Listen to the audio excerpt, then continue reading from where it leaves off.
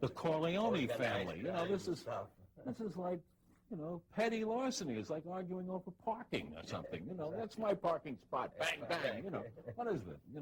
So that there's no true power there. People saw him as something totally different than he actually was. And so ultimately the conviction of Gotti was a much bigger story than it actually deserved. He was not a great leader. He was a person who, even though he knew he was being followed by law enforcement, could not avoid electronic surveillance. He was bugged on 3 different occasions. And even though he was acquitted due to jury tampering, the tapes were used with great success against his colleagues.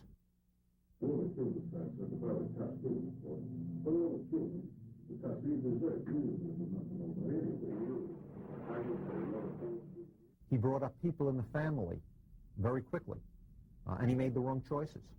He chose his underboss, Sammy Gravano, who testified against him.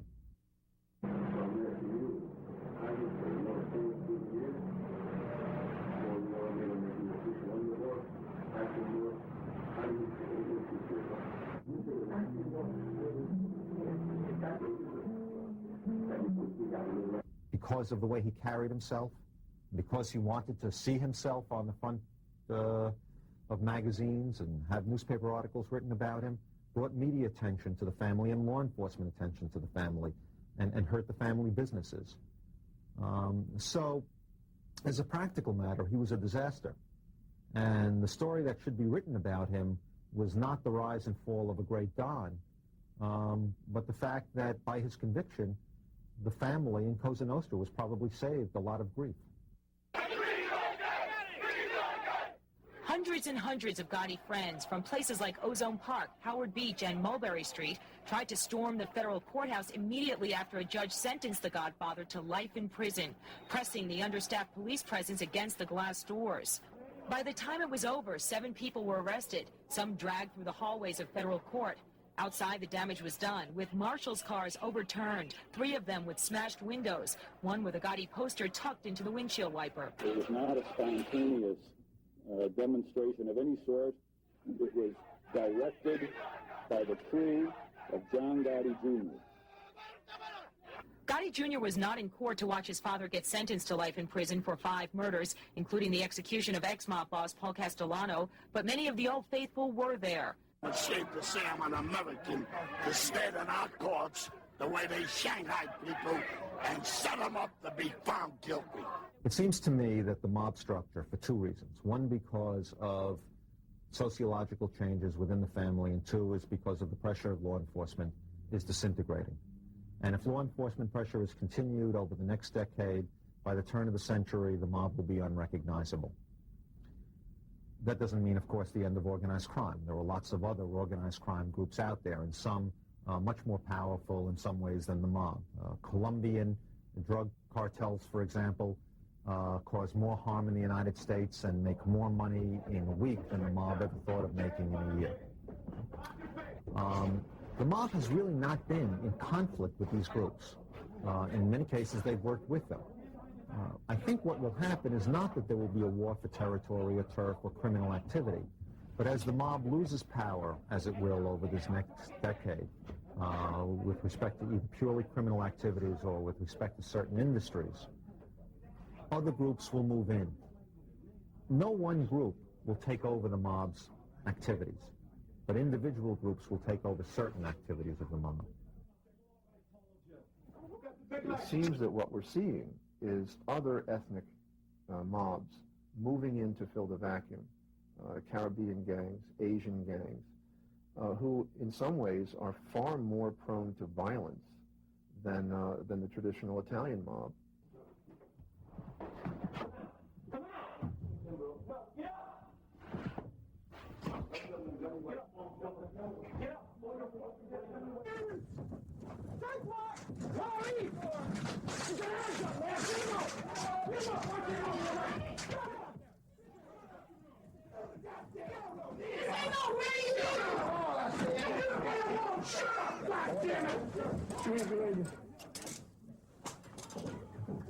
I'm standing.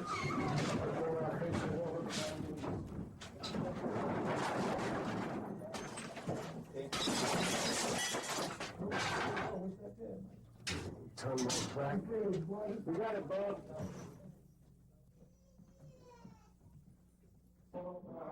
Their principal source of income is the drug trade, and the drug trade by its nature is extremely violent.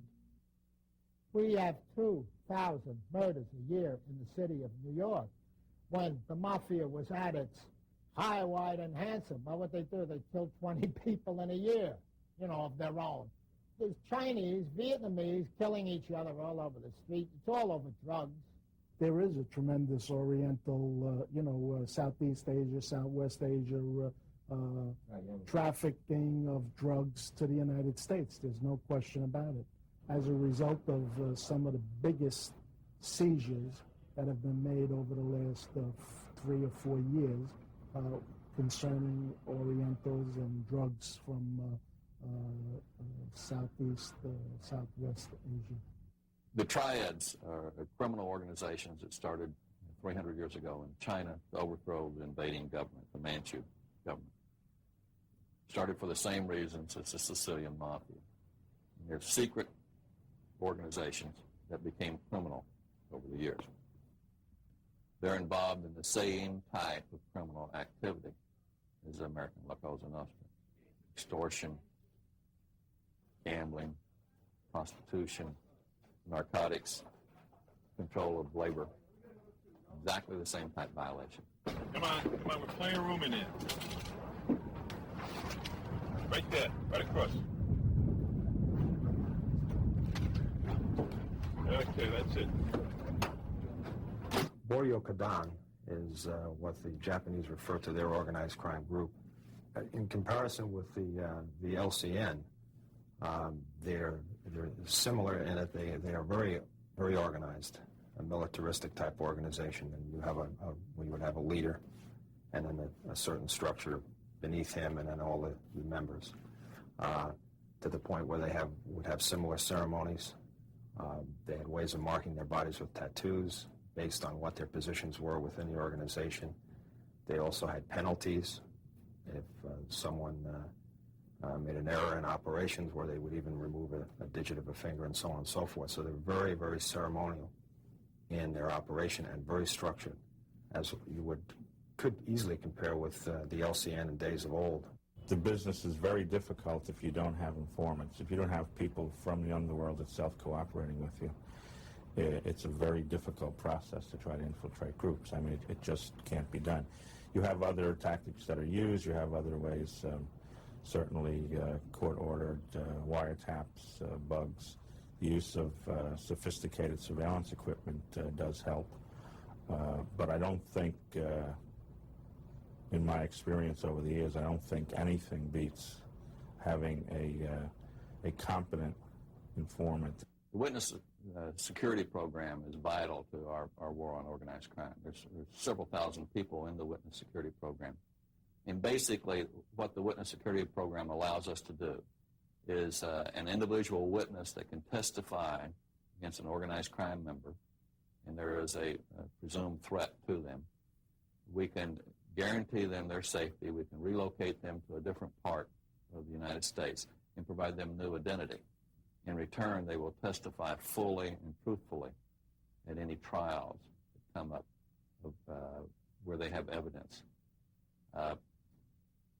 Without question, this has been a very, very vital tool to our organized crime program. When I was real young, in the 60s, I admired there was a man called Carlo Gambino, and I used to read about him in papers now and then. And then I had become close to a Gambino associate by the name of Tom Agro. He's from Brooklyn, in Queens, in that area. And I became friends with him. So I was now close to the Gambinos. I had become close to Columbus also, because my son's godfather was a member of the Colombo family. When your friendship with Agro started? I was introduced to a Colombo associate, Louis Esposito, to Tom Agro in 1971. And we became friends. We went to the dog track together, bounced around together, went out together. things like that. We had a good time together. But through that, we developed a relationship that I was with Agro. I was in his crew. He was very close to the consigliere of the Gambino family. His name is Joseph N. Gallo. No relation to Crazy Joe. We start shallacking, bookmaking, drug dealing, extortion. And I did all this with the guidance of Mr. Agro, of Tommy A. How your position inside the organization grew? In 1978 or 79, Tommy A proposed me for membership because I had done my work. You have to do a certain amount of work. I don't want to go into detail what it is, but you can draw your own conclusion what it is. It's you got to do your work to become a member, and you have to be have a mentor. A mentor is somebody already a member in the mafia, whether it be a member or a captain, a made guy or a captain or higher. But you have to have a mentor, and you have to be approved by the commission. I wanted to be made, yeah. I couldn't wait. Mm-hmm. But then there was a problem. And what you can tell us what Sure. the problem? Sure. We did a drug deal that went sour. $10,000 of the money belonged to Joe and Gallo, which Tommy A had told me. And but the deal went sour. I didn't care whose money it belonged. I lost my money, then he'll lose his. I didn't pay him. So being embarrassed, I didn't call him or get in touch with him. But I understand he was looking for me, Mm-hmm. And it went bad anyway. But I had won some money at the dog track, and I won $35,000, and I was ready to pay him. But Mr. Agro had come down with two young, tough hoods. I had money in my back pocket, $28,000 or $29,000 in my back pocket. Which I was going to pay him some juice, give him a few thousand for a present, and pay off some of the loan. I walked in and reached out to shake hands with him. There's two guys standing behind him, and I seen an object. I think it was a batter of pipe. Someone hit me in the head. And the woman was walking off. Apparently, I didn't know, remember, I was out. And she had come in the kitchen. This was in the pizzeria. And she started screaming. So she saved your life? Yeah, she saved my life, yeah. Well, I didn't wake up for 2 days. I had a busted, split open nose, and my ear was hanging. A bump on my forehead was looked like a grapefruit. I was beaten so severely, I was like a vegetable.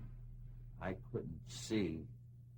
Everything was a scramble. I looked down, and if I was staring at this cup of coffee, I would see maybe 4 or 5 of them. So the only fucking reason you're still alive, don't think because we stopped. It was because that woman walked in the door. If any of you would have been gone. You weren't supposed to walk away no more. You fucked me, and that was the worst thing you ever did. When you fucked me. Because now you turned around and took your only fucking protection away from you. That's how stupid you became. So you even had the hallucinations that you could fuck me and Tommy will only go so far, but he won't hurt me. He'll only go so far, and he won't hurt me. I'll get in your dopey fucking head, you're going to disappear. And you could run away on me. I got all the time in the world to near you. And there ain't a fucking place you're going to go I can't find you. I just thought it over, and I made a call to the FBI, and I told them I would cooperate fully on the ongoing investigation on Tom Agro in New York. Joe, how has your life changed since you are in the witness protection program? There's a contract out of my head. It's from the Colombos and the Gambinos, The reason why I'm alive today is because I'm paranoid. I check and double check everything. If I see a car that I think is behind me, I'll make turns here and there to see if he is following me. If I see a person that looks suspicious, I'll go out of my way to check him out.